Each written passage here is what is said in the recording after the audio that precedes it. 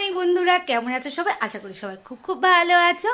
তো আজ হচ্ছে শুক্রবার আর এখন বাজে কিন্তু প্রায় 9টা বেজে গেছে। তো এখন থেকে ব্লগটা আজকে স্টার্ট করছি। তো সকালে তো মেয়ে এক্সাম দিতে চলে গেছে আর তোমাদের দাদাও একটু বাজারে গেছে। আর ছেলের যেহেতু এক্সাম শেষ, একটু লেটেই ঘুম থেকে উঠছে, তো ও একটু আগে উঠলো। তো এখন আমি আগে ঘরের কাজ টাজগুলো করে নেবো। আর সকাল থেকে আজকে দেখো কারেন্টটা নেই, কী যে অবস্থা। তারা তোমাদেরকে একটু বাইরেটা দেখাই। তো দেখো বাইরে খুব সুন্দর আজকে রোদটা উঠেছে, বেশ ভালোই লাগছে। শীতের সকালে এরকম ঝলমলে রোদ খুবই ভালো লাগে। আর তোমাদের দাদার আমি কিন্তু আজকে ছাদে গিয়ে চা খেয়েছিলাম। তো ফোনটা যেহেতু নিয়ে উঠিনি, ওই জন্য আর ভিডিওটা করা হয়নি। তো চলো, দেখো চারিপাশে সব জামা কাপড় পরে রয়েছে, বিছনা পরে রয়েছে। আজকে আগে ঘরের কাজটা সেরে নিয়ে তবে রান্না করব। তো কারেন্ট থাকলে মাইক্রোওভেনে কিন্তু ভাতটা করা থাকে। আমার ফ্রিজে যেহেতু ভাতটা করাই আছে কালকের, এই যে, তো ভেবেছিলাম যে কারেন্ট আসলে মাইক্রোওভেনে গরম দেবো। তো এখনও তো কারেন্ট আসেনি, তো দেখা যাক কখন কারেন্ট আসে। ওই জন্য আগে ঘরের কাজটা সেরে নেবো। তো চলো ঘরের কাজটা আগে কমপ্লিট করে নিই। দেখো তোমাদেরকে একটা জিনিস দেখাই, এইটা কিন্তু আমার মেয়ে বানিয়েছে। এই প্রজেক্টটা স্কুলে এটা আমার মেয়ে বানিয়েছে। এই পাখাটা আমার মেয়ে বানিয়েছে। ও কিন্তু খুব সুন্দর সুন্দর, ও দাদার মতো ও কিন্তু শিখে যাচ্ছে। দাদার দেখে আবার সর্বোপরি প্রিয়াঙ্কা দিদির কাছে তো দেখতো। আর এই যে আরেকটা জিনিস তোমাদেরকে দেখাই, এটা হচ্ছে ছাতা। দেখো কি সুন্দর বানিয়েছে। ছোট মানুষ, ও যে বুদ্ধি করে এগুলো করেছে, খুবই সুন্দর লাগছে দেখতে। এগুলো সাজিয়ে ওই জন্য আমি রেখে দিয়েছি। আর ওই জন্য তোমাদের সাথেও কিন্তু শেয়ারটা করলাম। তো চলো এখন কাজকর্মগুলো করে নিই। তো তোমরা তো সবাই জানো, অনেকেই জানো, যে এখন আপাতত ব্লগ করা আমি বন্ধই করে দিয়েছিলাম। তো কারণটা ওই ছেলে মেয়ে লেখাপড়া, দুটো বাচ্চাকে সামলে, সংসার সামলে সব কিছু করাটা যে কতটা চাপের, তো সেটা তো যাদের হয় তারাই ভালো জানে না। তো সেই কারণে ওদের জন্যই আরও আমি ব্লগ করাটা বন্ধ করে দিয়েছিলাম, বা রিল করা যাই করি না কেন মোটামুটি সবটাই স্টপ করে দিয়েছিলাম। তো ইদানিং আবার একটু শুরু করেছি। তোমাদের তো আগের দিনই বললাম, কিছু মানুষ ভালোবাসে যারা আমাকে, তারা সব সময় চায় আমি ভিডিও করি। তো একটা জায়গাতে সবারই তো এগোতে ইচ্ছা করে, তাই না?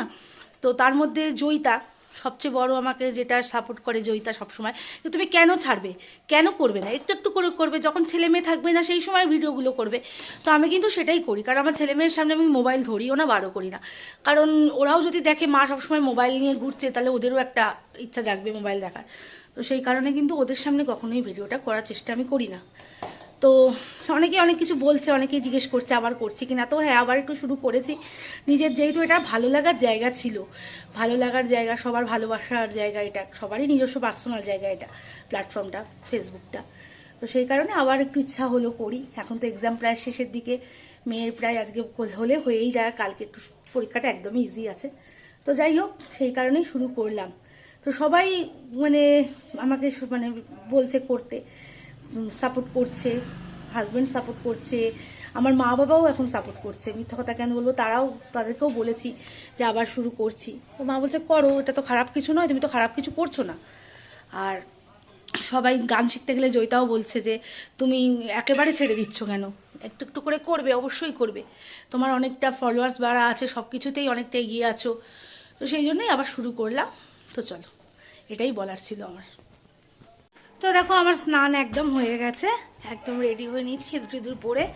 এবার কিন্তু ঠাকুর পুজোটা আগে দিয়ে নেবো। ঠাকুর পুজো দিয়ে নিয়ে তারপরে যাবো রান্না করতে। এখন কারেন্ট একটু আগে আসলো, তো মশলা টশলা করা বাকি আছে, ওই জন্য তো আজকে রান্নাটা আগে করতে পারিনি। তো চলো আগে ঠাকুর পুজোটা দিয়ে নিই। তো স্নান হয়ে গেছে, ঠাকুর পুজোটাও দিয়ে দিলাম, ঠাকুর পুজো হয়ে যাচ্ছে।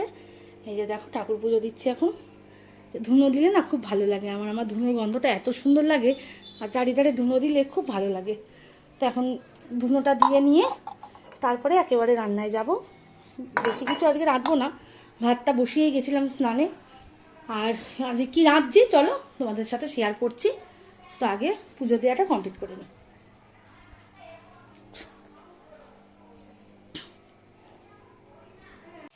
তো দেখো ভাত হয়ে গেছে, ভাতটা এখন উপর দেবো। ভাতটা তো বসিয়ে গেছিলাম স্নানে, ভাতটা আমার হয়ে গেছে। আর এখানে কি রাঁধবো তোমাদেরকে দেখাই। তোমাদের দাদা ভাই আজকে কিন্তু মাছ এনেছে, সিলভার কাপ মাছ। তো এই মাছটা এখন ঝাল করবো, ব্যাস, আর কিছু রাঁধবো না। কারণ রাতে রান্না করা আছে, রাতে ডিমের ঝোল করা আছে। যেহেতু এক্সাম চলছে, পড়াতে তো হয়, ওই জন্য রান্না একটু করে রাখলে সুবিধা হয়। তো চলো ভাতটাকে উপর দিয়ে নিই। তো অলমোস্ট কিন্তু আমার মাছের ঝোল একদম রেডি। এখন একটু ফুটিয়ে নিয়ে নামিয়ে দেবো। তো এই মাছটা তো এমনি সিলভার কাপ মাছ, খুব নরম হয়, বেশিক্ষণ লাগে না রান্না করতে। তো ওই ঝাল টাইপেরই করেছি, একটু ঝোল ঝোল করে, যাতে দুদিনের হয়ে যায়। একেবারে করে রেখে দিলাম, যেহেতু কালকে আবার গানের ক্লাস আছে, ঝামেলা রান্না করার থাকে, ওই কারণেই করে রেখে দিলাম। তো চলো এবার কাজটা কমপ্লিট করে গ্যাস ট্যাসগুলো মুছে নিলে আমার কাজ কিন্তু আজকের মতো কমপ্লিট হয়ে যায়। চলো। তো এখন দুপুরের খাওয়া দাওয়া একদম কমপ্লিট হয়ে গেছে, এবার একটু শুয়ে রেস্ট নেব। নেওয়ার পরে একটা জায়গায় আবার যেতে হবে আমাকে, তার জন্য আবার প্রস্তুতি নেওয়ার আছে। তো অবশ্যই তোমাদেরকে বলবো কোথায় যাচ্ছি। যেতে যেতে আমার একটু দেরি হবে, মানে 6টা সাড়ে 6টা বাজবে। তো অবশ্যই তোমাদের সাথে শেয়ার করবো। আর এই যে পুত্রকন্যা দুজনেই এখন ঘুমোচ্ছে লেবের তলায়, আমরা একটু শোবো, শুয়ে রেস্ট নিয়ে তারপরে বেরোবো। চলো। তো তোমাদেরকে তো বলেছিলাম যে দুপুরে একটু রেস্ট নেওয়ার পরে একটা জায়গায় যাবো। তো যাচ্ছিলাম কাঁচরাপাড়া শাশুড়ি মায়ের ওষুধ আনতে। তো এত শরীরটা খারাপ করলো যে মানে আর যেতেই পারলাম না। মানে শীতের দিন মানে খেয়ে দিয়ে যে একটু রেস্ট নিতে মানে শুয়েছি, ব্যাস শরীরটাও খারাপ করলো আর পুরো ঘুমিয়ে পড়েছি, যার জন্য আর মানে যেতেই পারলাম না। আর মেয়ের কালকে এক্সাম আছে বলে রাত করে আর বেরোলাম না। তো কালকেই যাবো, ইচ্ছা আছে। কালকে সকালে তো গানের ক্লাস আছে, বিকেলে যাবো কাজ। তো তোমাদেরকে দেখাই যে গোছগাছ তো মোটামুটি স্টার্ট করছি। আর কি কি নেব, তো এই যে পার্সটা দেখতে পাচ্ছ, এই পার্সটা কিন্তু আমার খুব প্রিয় বোন বিদিশা এটা কিন্তু আমাকে গিফট করেছিল পুজোর সময়। তো পার্সটা আমি মানে রেখে দিয়েছিলাম যে কোথাও ঘুরতে গেলে নেব। তো পার্সটা কিন্তু আমার ভীষণ ভীষণ ভীষণ পছন্দ। আর পার্সটা কিন্তু অনেক মানে জায়গা অনেক আছে, ভেতরে অনেকগুলো কম্পার্টমেন্ট আছে। তো তো এই পার্সটা নিচ্ছি আমি বেড়াতে যাওয়ার সময়। আর একটু কাশি হয়েছে, সবাই একটু ম্যানেজ করে নিও কথাগুলোর সাথে। আর এই যে আমার সানগ্লাসগুলোকে গোছাচ্ছি, কী কী সানগ্লাস নেওয়া যায় সেইগুলোকে রেডি করছি। মোটামুটি 2-3টে সানগ্লাস আমার আছে। তোমাদের দাদা আমাকে এটা গিফট করেছিল, এটা তোমাদের সাথে আমি শেয়ার করেছিলাম এর আগে, দেখাই তোমাদেরকে তাও একবার। এই যে, তো এইগুলো তো নিতে হবে, ছোটোখাটো জিনিস।